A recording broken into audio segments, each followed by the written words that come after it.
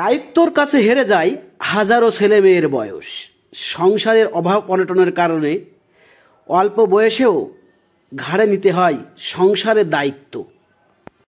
ছেলেটির বয়স 14 হলেও সংসারের অভাব অনটনের কারণে লেখাপড়ার মাঝে মাঝে সময় দেন পরিবারের জন্য অর্থ উপার্জনে। 14 বছরের বালকের মুখের কথা শুনে আমি অবাক হয়ে গেলাম। তার ভিতরে বাস্তবতার অনেক কিছু জন্ম নিয়েছে।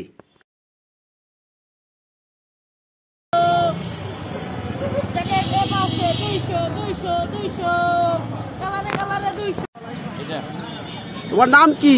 ইসমাইল। ইসমাইল, তুমি কি প্রতিদিন এখানে বসো? তোমার বয়স কত? বয়স 14 বছর। 14 বছর। 14 বছরে তুমি পরিবারের জন্য ইনকাম শুরু করে দিয়েছো। স্কুলে যাও না? হ্যাঁ, স্কুলে পড়াশোনা করি। নিজের ভাইয়ের দোকান, সংসারের জন্য অনেক টাকা পয়সার প্রয়োজন, তাই জন্য স্কুল বন্ধ, তাই ভাইয়ের সাথে হেল্প করতেছি। বুঝতে পারছি, মানে স্কুল লেখাপড়াও করো আর এখন ফ্রি সময় স্কুল বন্ধ, তাই ভাইকে হেল্প করতেছো, মানে পরিবারকে হেল্প করতেছো। গুড, খুব সুন্দর। তো এখানে তোমার প্রতিদিন কত টাকা বেচা কিনা হয়? বেচা কিনা নেই, কোনো বেচা কিনা নেই। শীতে কোনো বেচা কিনা। শীত কম পড়তেছে বলে নাকি?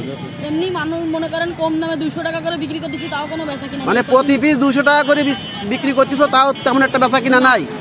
এর কারণ কি? মানুষের কাছে টাকা নাই নাকি? তাও হতে পারে টাকা নাই, বা এমনি মন চাচ্ছে না, কিনতেছে না, বা শীত পড়তেছে না, শীতের অবস্থাই নাই। তারপরে দেশের অবস্থার কারণে মানুষ খাতি পারতেছে না। দেশের অবস্থা এখন ভালো না? দেশের কি সমস্যা?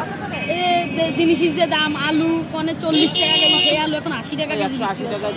কোন জায়গায় ঝাল কিনেছি আমরা 60 টাকা কেজি, সেই ঝাল কিনতেছি 400 টাকাও কেজি কিনেছি। আমরা এভাবে যদি কিনি আমরা খাবো না ফরবো?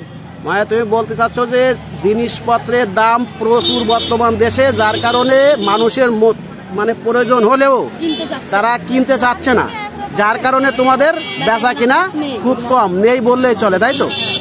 হ্যাঁ, তবে সামনে বেচা কিনা বাড়তে পারে মনে হয় না? হ্যাঁ, মনে হয়, কিন্তু এখন দেখা যাক কি হয়। যাই হোক, ভালো লাগলো যে তুমি লেখাপড়া করো, লেখাপড়ার মাঝে পরিবারকে সময় দিচ্ছ, যাতে পরিবারে যাতে আর্থিক সমস্যা না হয়। ধন্যবাদ তোমাকে। হ্যাঁ, শীতের সময় এটাকে গরিবের মার্কেট বলা হয়। তার মানে এই নয় যে এখানে শুধু গরিবেরাই কেনাকাটা করতে আসে।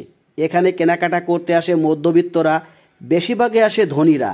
আর যেহেতু গরিবের মার্কেট, সেহেতু গরিবেরা তো কেনাকাটা করতে আসবে, এটাই তো স্বাভাবিক।